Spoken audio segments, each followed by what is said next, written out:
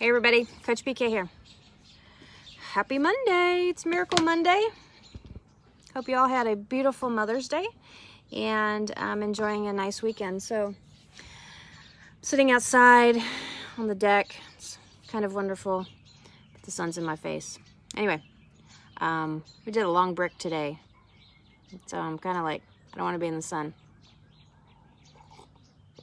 Today what we're talking about is managing nutrition on the run. So, it's really important to fuel the body. The body can only run and perform well for about 90 minutes. And then after 90 minutes, you run out of glucose in the liver, you deplete the glucose in the muscles after you've depleted the glucose in the bloodstream. 90 minutes. So sprint, you can kind of belly up and do no nutrition, maybe drink a little bit of water, but Olympic and up, if you want to perform well and feel good afterwards and whatnot, fueling is important. So performance drops aren't just, a mental thing.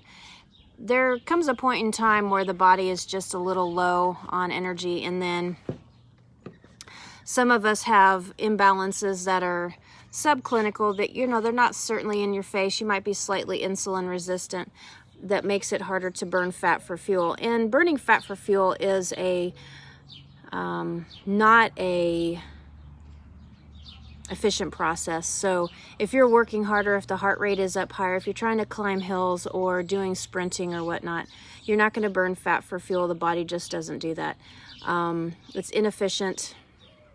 It's not its primary desire of having quick glucose. So understanding fueling based on what you're doing, which heart rate zone you're working in. If you're doing a sprint, you don't want to eat nuts and stuff while you're racing.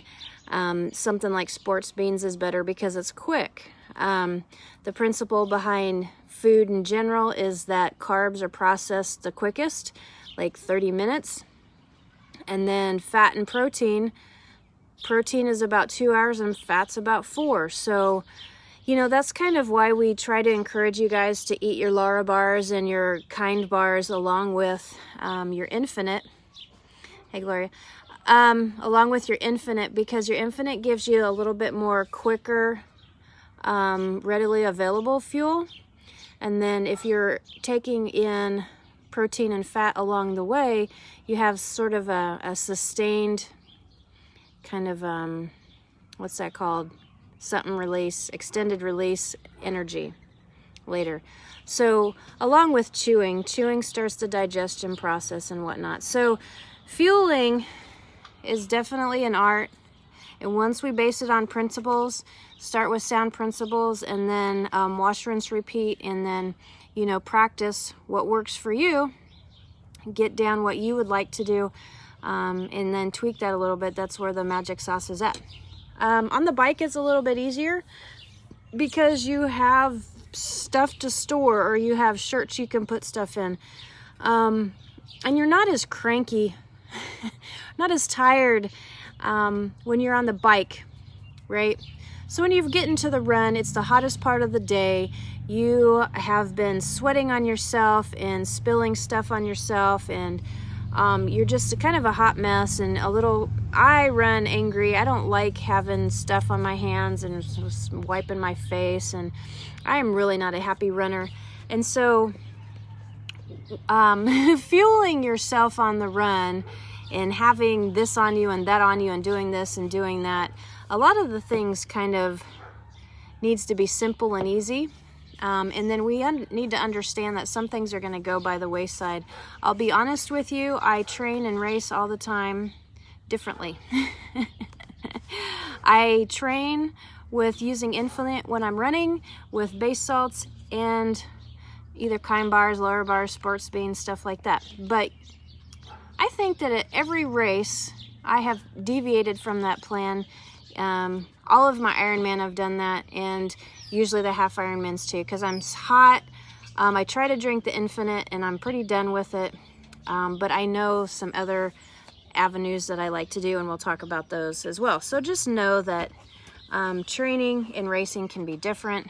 And the thing is if we do something healthy that's good for the body, good fueling principles while we're training, we train so much more than we race. You want to stick with good, solid things when you're training. So what I'm saying is yeah, there's goo on the course, yeah, there's soda on the course, but we don't need to be training day in and day out and weekend after weekend using stuff that is incredibly unhealthy for us. If we know that it works and we experiment with it 1 or 2 times, just keep that in your back pocket and train with the stuff that is halfway decent for you. I wouldn't ever recommend someone fueling for a long distance race on goos only. That will give you leaky gut and inflammation and probably GI distress all the time. So anyway, we're talking about, and we're going to focus on fueling on the run. So I encourage you guys to use Infinite. Sometimes I change my Infinite flavor on the run compared to the bike in the hopes of not getting completely tired of it. And over the years, I have had every fuel belt, and this is the one that I like the most. So it's a Fitletic fuel belt. This thing is freaking awesome. So it goes, you know, here it has the bib holders. And so see, I don't have any water bottle holder thingies on there. It has a place for emergency, so you could stick a little Ziploc in there with emergency, like Imodium, Tylenol. 0 ibuprofen goes in here. 0 ibuprofen goes in here. No ibuprofen. The phones still sort of fit into here, but I bought the brand that has a frog on it, phone holder, and it fits back here because my phone got a little too big. It bends the thing here. So Fitletic fuel belt. This thing, it's really neoprene, and it doesn't go anywhere is the point. You get it on you, oh, it stays put. So if you're doing a 5K, there you go. No safety pins in your awesome shirt. And then they sell these individual. So I have 4 of these, and you can slide them on there. See, they have a little pocket right here. You can slide them on. The beautiful thing is they'll move around on your back. Okay. And then these small water bottles in relation to my big cup. Okay. Small water bottles. So I think this is 8-10 ounce. So I make a concentrate of Infinite. And sip. So, you know, they go in here. Just a second, Gloria. They go in here, and I never latch these. These are silly. They don't go anywhere. So this would be a 1 hour bottle for me. So I'd put a couple of scoops of Infinite in there, and I'd sip on it. The beautiful thing about this is you can add water to them later. And they're not too bad to hold. I held one for 7 or 8 miles the other day running, and I really didn't have a problem with it at all. I just kind of held it and nice and easy. So if you want to go the fuel belt route, and I would highly suggest that you do that, because you can put 4 of those things on here, and you could fuel yourself for a marathon. What I do for my marathons and Ironman is I use this, and I use 2 of them, 2 of these, and then I will have these in special needs, and I'll switch them out. That does mean that you lose them because Ironman has decided to throw away your stuff, but that's what I do. Okay, that's how I try to race and train. If I'm not out running, I won't use my fuel belt, but I will stick with that same principle, use the same bottles, because if you train like you race all the time, things get secondhand not secondhand, automatic. And then when you're hot, you're tired, if you are struggling to maintain pace and you're saying something over in your head like, I am stronger, I am stronger, I am stronger, you need things to be automatic and less futzing around. I make a concentrate with these. Infinite will say don't, but he admitted that half of his people do. Do not think that you're going to futz around with Ziploc baggies and refilling these things, because it's a complete cluster. Don't do it. There's so much risk there, and when you're tired, it's just not going to happen. So you can make concentrates of Infinite. You can everybody needs to be carrying base salts with them. Everybody needs to be carrying base salts with you. Please carry your base salts. They fit right here.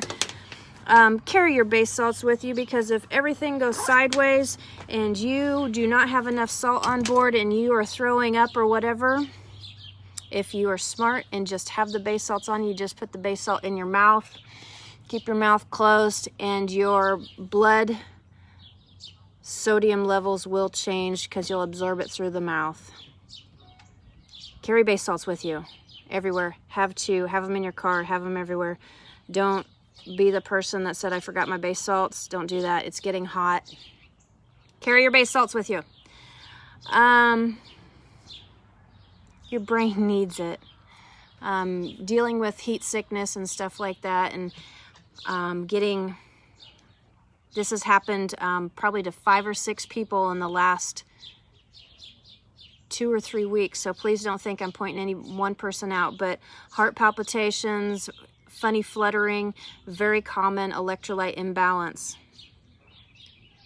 Have salt with you. Have it on your kitchen counter. Okay, so, sorry, soapbox. If you don't want to carry a fuel belt and you want to use the nutrition on the course, that's fine. Not, but okay. Gatorade does not have enough sodium in it, period. It has maybe 1/10 of what you need. So if you're using your base salts and you get to the point where you're not drinking your fuel or you've lost it or whatever, know that, and this is usually what I do, I will fuel a run off of soda on the course and base salts and water. I never screw up my bike nutrition, so I have that going for me. And usually half Ironman, you can gut out those miles if you've screwed up your nutrition or can't use your base salts.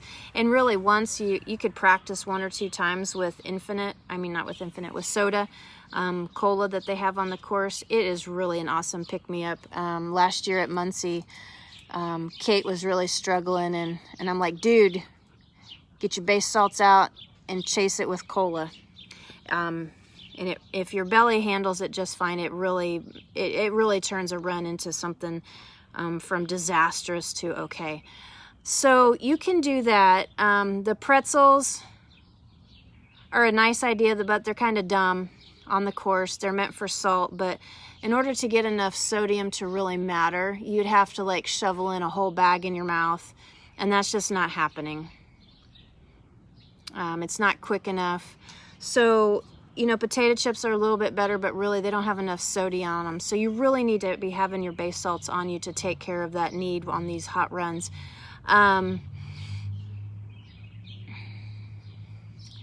The other things on the course, goos and stuff like that, if you have an iron belly and you train like that and you know that goos work for you, great. It's something that I don't really encourage because it's unhealthy training-wise, like if you were to do it repeatedly. But if you train with it once or twice and know that it's a solution, that's good information to know, because you need to know what to do when things go sideways. So you need to practice with the soda, with the goos that they have on the course. I do put, I like to chew, and I'll put sports beans in here. Sports beans preferably to goos, because once you open a goo, you're committed to the whole thing. I like sports beans better because you can eat like 3 or 4 of them at once, and so you don't have to commit to that whole goo at once. Plus, I don't like racing when my hands are sticky. I wipe my face all the time, and if it's sticky, it drives me crazy. So the whole get infinite on my hand or get goo on my hand are makes me mad. So the other things that you can do to fuel yourself, oh, I was gonna say, I put Kind bars in here. Kind bars are Laura bars, and I'm usually kind of chomping on something. If you wanted to eat some stuff on the course, and like they have cookies out there. One thing that I do eat off the course routinely is oranges. I shove them in my mouth when I'm halfway through the run station. I like the sugar and the taste of it's kind of like a palate cleanser from whatever else I'm doing. So using a fuel belt is probably the best way to fuel yourself, especially if you're wanting to be kind of self-sustaining or not using the crapola stuff that they have available. Don't be afraid if things are really, really bad to try out. I mean, if things are bad, try out like Red Bull and stuff like that. I did that once at Boulder 70.3. It got me through the race well. Just be prepared that if you do the goos, you do the soda, you do the Red Bull, you are going to have GI episodes for about 4 to 2 days later. Okay? So the harsher you do, like Red Bull, either the more chronic it's going to be in the beginning or the more long-term it'll be. The Red Bull for me, I think that time, it was just like once. It was like 45 minutes after I got done with the race. It was, you need something, you need the Porta-John right now. And then it was done. But, okay. Other things to fuel yourself on the run. One thing that I do with, some people like to hold the bigger handhelds, and you can put a whole bunch of stuff. Laura and I were talking about this. You can put a lot of infinite in these things. Sometimes you have to, like, in order to get a concentrate of infinite in here, I put water in here. I take this volume of water and I put it in a shaker cup. And then in the shaker cup, I put in 2 scoops of infinite or 4 scoops of infinite, shake it up, let the bubbles go down and pour it back in here. And then it's a concentrate. If you're wanting to use, and once I'm done with these, if it's a hot run, I might end up holding this.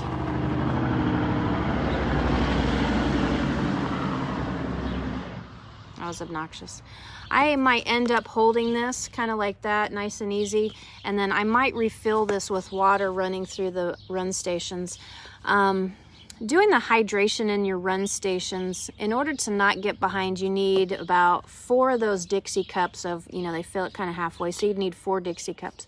But you're going to be doing well if you do 2 a station. So if it's really hot, or you are that person that gets behind in electrolytes or water, or you have a heart condition, or you just can't get behind, myself, I can't get behind, I will not stress too much about getting water in the run station, and I'll actually have them refill this, each one. So then I'll have water in my hand all the time. So like logistically, what is happening is I have filled well and hydrated well on the bike. I've hydrated well coming out of transition. I can get through an hour. I'm not too behind yet.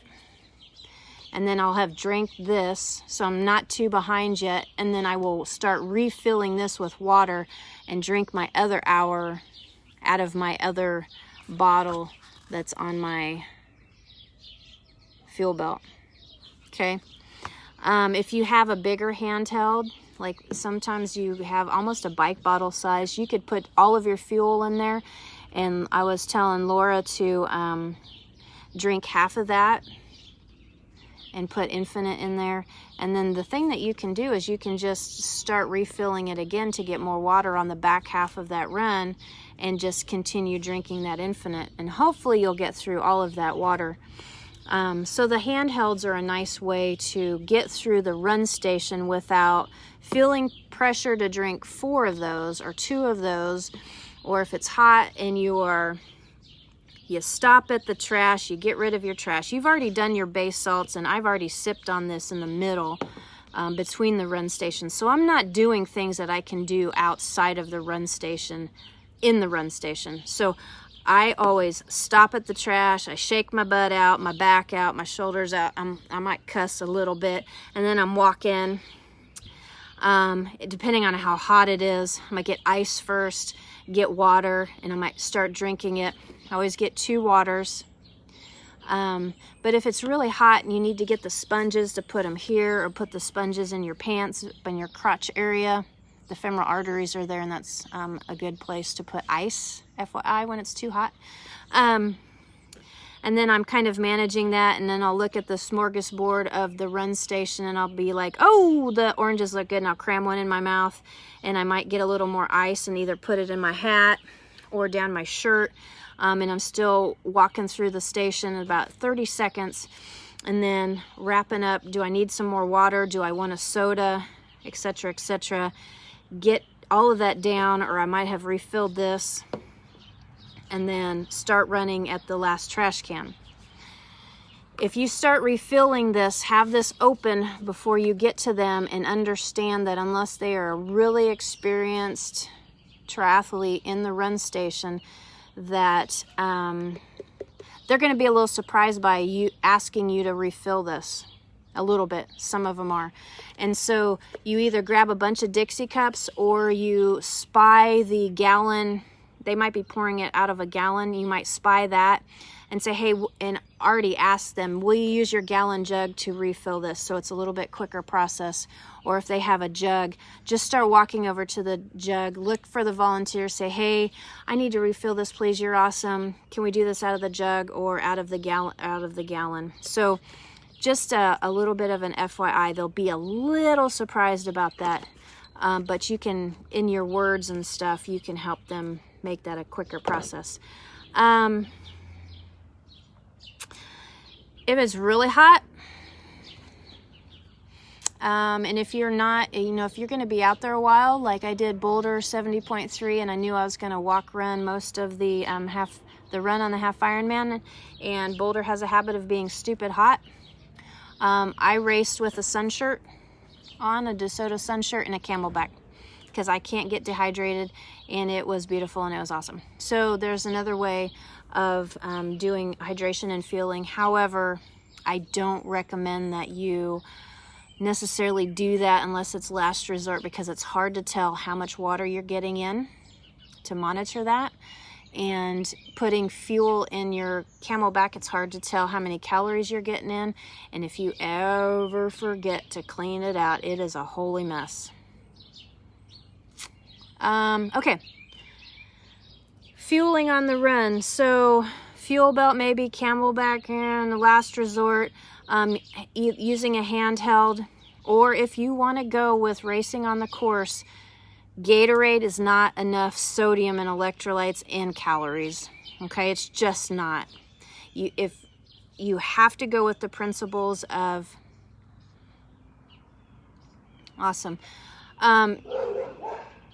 you have to go with the principles of trying to get calories in and hydration in on the run.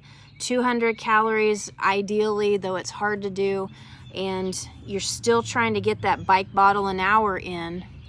If you have some medical issues, or it's hot or whatever, figure out how to do that. You will feel your performance will stay on point, and you will keep your brain not squeezing in your head. You won't get the sodium issues following this type of thing. Again, Gatorade on the course is not enough.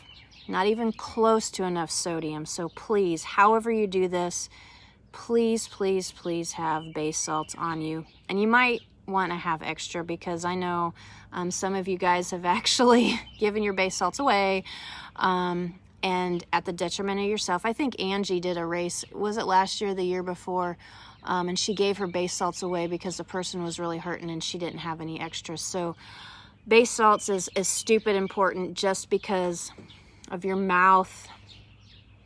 Okay, you will absorb it in your mouth. So if things are going completely sideways, you will stay out of the med tent having base salts on you. Running out of calories, you'll just get angry and you won't be able to run. But having hyponatremia is a serious freaking deal. It is slight brain damage, and it'll end up in the med tent. And if you're getting that person that says, hey, getting some heart palpitations and stuff like that, that is a big fat clue that you need to be paying more attention to electrolytes. Okay?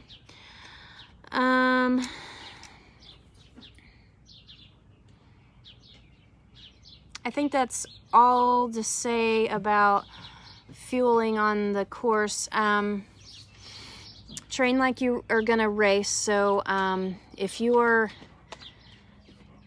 doing loops and drinking, you could set up drinking water, doing a mile loop. That would be generally what the run stations are like. So be mindful of that. Try to train like you're gonna race. Okay. To answer a question, why no ibuprofen? Ibuprofen is a big fat no-no. Okay, base salts is a yes. Ibuprofen is a big fat no-no. The reason why is in processing ibuprofen, the body makes prostaglandins. They're a molecule that's fairly big. When you get even slightly dehydrated, your heart rate goes up,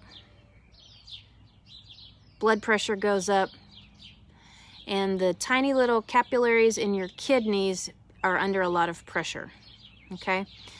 And what happens with the prostaglandins is they are forced through your kidneys, are having to deal with the ibuprofen, the prostaglandins.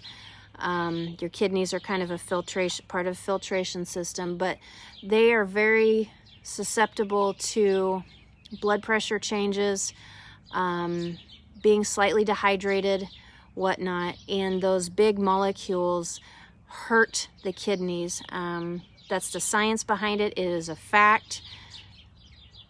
And I've actually done it. I've ended up needing to go to the doctor, peeing blood and blah, blah, blah. And he's like, yeah, you gave yourself acute renal failure.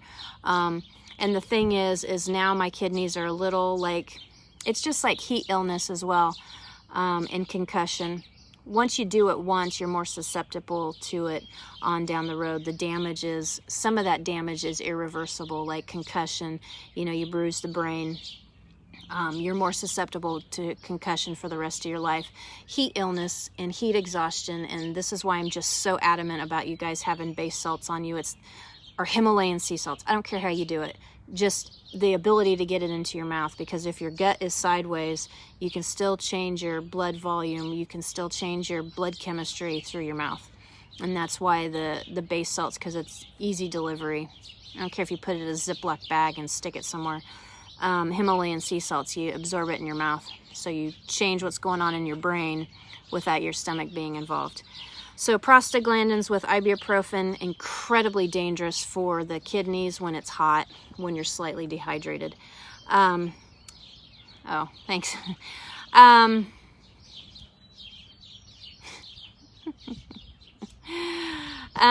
Snow. Stop saying snow, Susan. So fueling yourself on the run, you need to practice it, figure out what works for you, figure out what works for your gut, and understand that when things get hot, when you get stressed, when you get tired, if you get sunburnt, all of that stuff changes the game for digestion and for fueling aspects, for heart rate stuff. So you need to have sound principles and have emergency things in case things go sideways. Okay, so these emergency things would be stuff like, oh yeah, in this handy dandy little spot right here. So I get a little Ziploc, and I put in my heart meds if I need to, aspirin maybe, or Tylenol. But really, if you're hurting, you might just need to suck it up, because I'm not quite sure how much anything lower than morphine or whatever is going to really have that much of an impact. Biofreeze maybe, stick that bad boy in there. But that's just my take. Mentally get yourself in the game and you can talk yourself out of a lot of pain. and way better for you. Just no ibuprofen, please. In here, so I'll put in any meds that I need. I'll put in Imodium, cut out of the container, because they're hard to get open when you're stressed and needing them in the Porta-John. You can take 6 in like a 6-hour span. Okay, so have Imodium on your bike, in your bike bag, and you can put them in here. And that's really all that I put in there. I really just take it if things are going, I just minimal on needing the comforts. If you do the training right and stuff like that, most of the time you're not going to need ibuprofen and whatnot, stuff like that, but no ibuprofen. Other things to go sideways. I will put in like Kind bars or Laura bars and sports beans for quick energy in case I've run out of fuel and I'm getting angry, and I chomp on them. And the chomping is important to help with digestion and stuff. If you're looking at the game of Iron Man, understanding that you can help digestion by chewing. So that's why I lean more towards Kind bars. You chew more. Laura bars are maybe a little bit better to get down sometimes, and you don't have nut stuff in your mouth for miles and miles. Or sports beans that you chew. Chewing starts in the mouth with, digestion starts with the mouth and chewing. Other things to do when you go sideways, you know, obviously have base salts. Don't be afraid to try cola. Try it before you race. That's an awesome thing. But if things are going really sideways, try it. It's wonderful. Don't be afraid if you try the Red Bull, the caffeine in it and the amount of calories in just a small little concentration. It works really well. Just belly issues later. You know, and stuff on the course. Obviously, for Ironman brand races, they'll be all generally the same.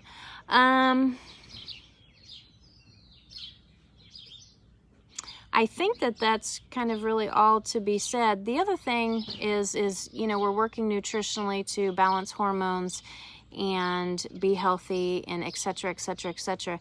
If you develop a better ability to burn fat for fuel, some of this fueling concern kind of isn't absolutely critical, because if you can burn more fat for fuel and you're going at that slower pace, or slower heart rate, where you were burn fat for fuel in zone 2, a little bit of zone 3, burn fat for fuel area, you know, understanding and having methods of fueling yourselves, you can kind of get by. But understand that once it gets hot, you get stressed, you get sunburnt, you're slightly dehydrated or whatever, digestion not only slows down, but once your heart rate goes up, there's a mechanism in there that you burn less fat for fuel.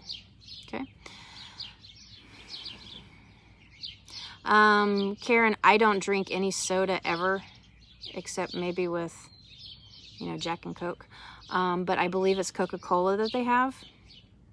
And it's fizzy. So I think that's what you would try. But you'd want to do it, you know, set it up and try it. Like if you're training for a specific race, run when your time is going to be to run, which is generally when it's HOT. So, you know, like 11, 1, noon, 1 o'clock, whatever time that is. And then run for an hour, get yourself nice and kind of done, tapped out if you're training for long, maybe half Ironman, and then try the cola then. Get yourself into the scenario of where you would actually need it. So be thoughtful about it, set it up to where you can try it, and then try these things. Heck, it's just straight Red Bull too if you wanted to try that craziness. I keep saying that, but it saved my bacon one year because it was just stupid hot and I was done, but wanted to do well, and it did some amazing things for the race anyway. Anybody else have any other questions?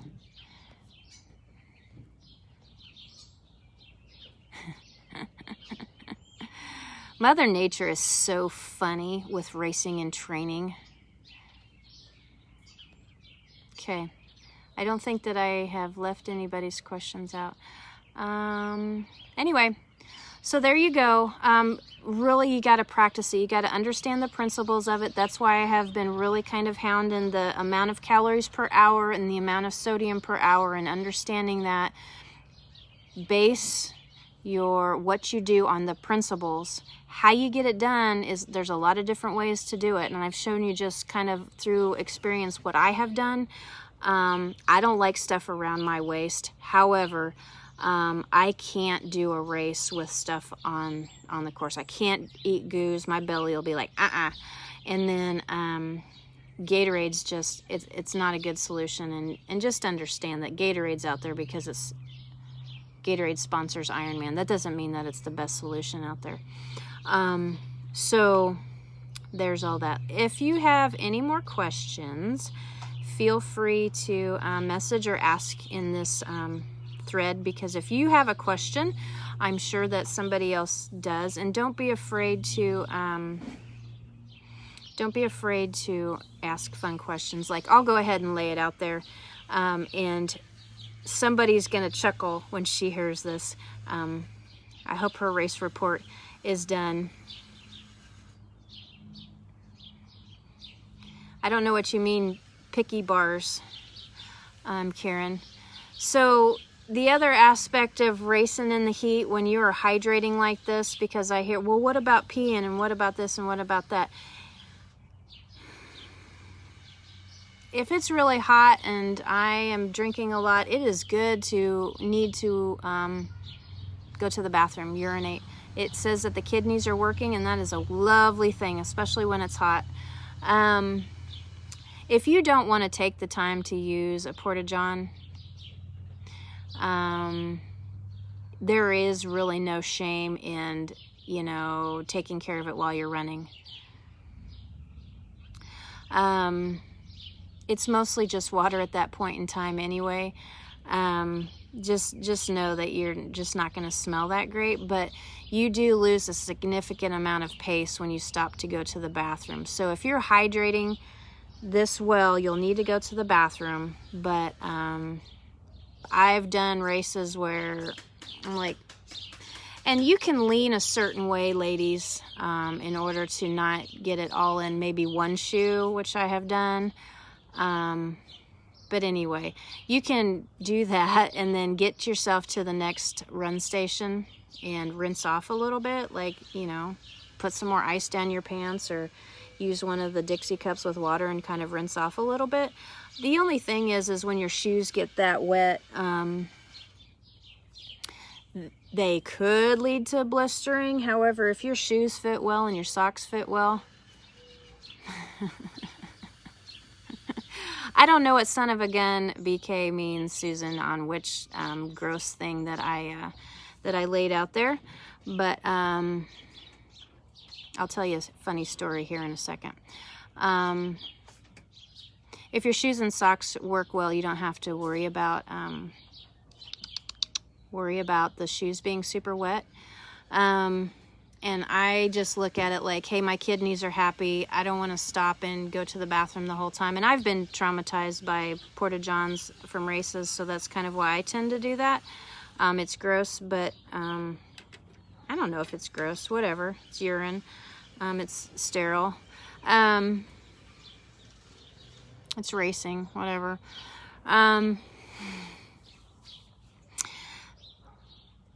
Base bars are on course, yes. So if you want to try...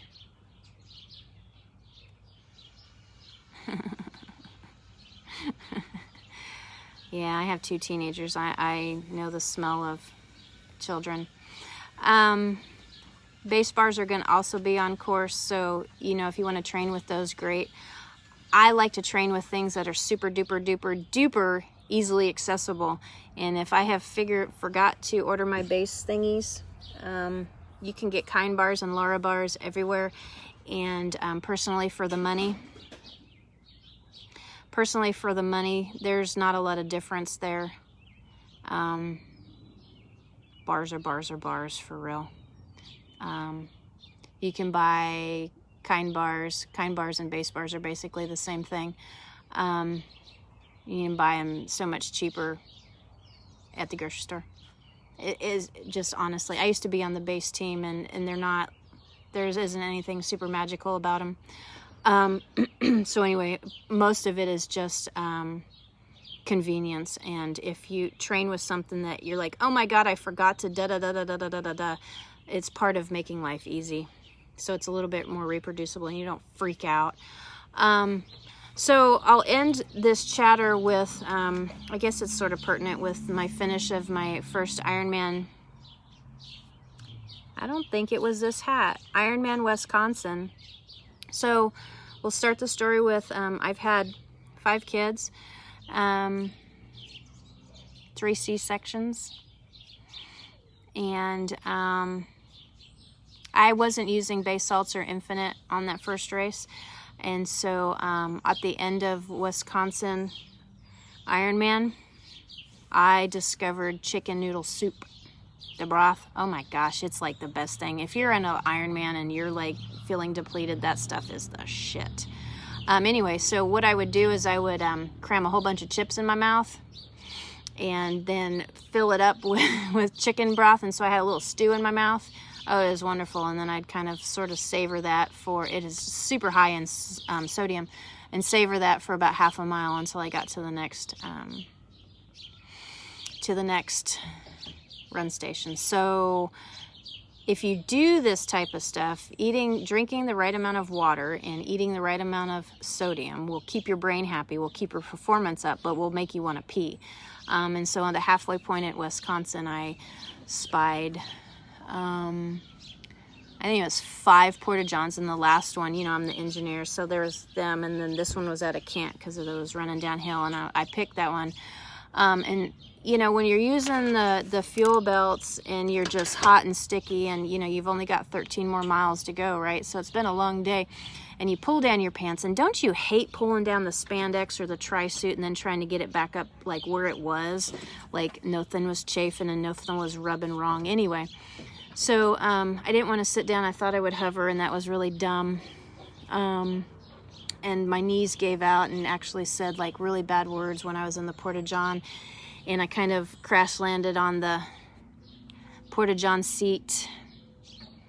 And you have bike lube on too, so you're pretty slick. And so I did like the speed bump. The John was like this at an angle, so I slid across the lid and kept sliding and got kind of stuck underneath the urinal with my shoulder and I started crying and cussing, and my knees were hurting, and I was peeing, and it was just literally, it was very traumatic. I have post-traumatic stress from it. And my knees hurt so bad at that race that I had a hard time getting out from underneath the urinal, and I was just thinking that I was going to have herpes, or I don't know, that my parts were going to wither away, because it was just horrible thinking about all of that. And then I kind of tumbled out of the Porta-John half naked, sort of, because I couldn't get my stuff up, and I just wanted out of the Porta-John, and I had to pull my pants up and put my fuel belt on and pull my shirt back down and continue running. And I was still drinking chicken noodle soup and still needing to pee, and I was not going into another porta potty, so I'd find little sneaky spots. Oh dude, it gets way better. It was not a shit show anyway, because I was just peeing. It wasn't like I was, going number 2. I had that under control.